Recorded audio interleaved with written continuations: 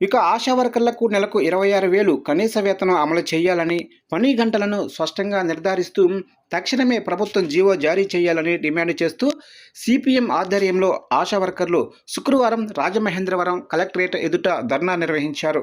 ఈ సందర్భంగా పలువురు నాయకులు మాట్లాడుతూ ఆశా వర్కర్లు గ్రామీణ ప్రాంతాల్లో ప్రజా ఆరోగ్య సేవలను అందించడంలో కీలక పాత్ర పోషిస్తున్నప్పటికీ వారికి తగిన వేతనం, ఉద్యోగ భద్రత కల్పించడంలో ప్రభుత్వం నిర్లక్ష్యం చేస్తుందని విమర్శించారు. పెరుగుతున్న ధరలకు అనుగుణంగా కనీస వేతనం 26,000గా నిర్ణయించాలని, రోజుకు ఎన్ని గంటలు పని చేయాలనే అంశంపై స్పష్టమైన జీవో వెంటనే విడుదల చేయాలని డిమాండ్ చేశారు. ప్రభుత్వం తమ సమస్యలను వెంటనే పరిష్కరించాలని, లేకపోతే ఆందోళన కార్యక్రమాలను మరింత ఉధృతం చేస్తామని ఆశా వర్కర్లు హెచ్చరించారు. అనంతరం తమ డిమాండ్లతో కూడిన వినతి పత్రాన్ని జిల్లా అధికారులకు అందజేశారు. ఈ ధర్నాలో సిపిఎం నాయకులు, ఆశా వర్కర్లు పెద్ద సంఖ్యలో పాల్గొన్నారు. ఇక సమస్యలు పరిష్కరించాలని డిమాండ్ చేస్తూ సిఐటియు ఆధ్వర్యంలో అంగన్వాడీ ఆశా వర్కర్లు శుక్రవారం నరసరాపేట గాంధీ పార్క్ వద్ద కూడా ధర్నా నిర్వహించారు.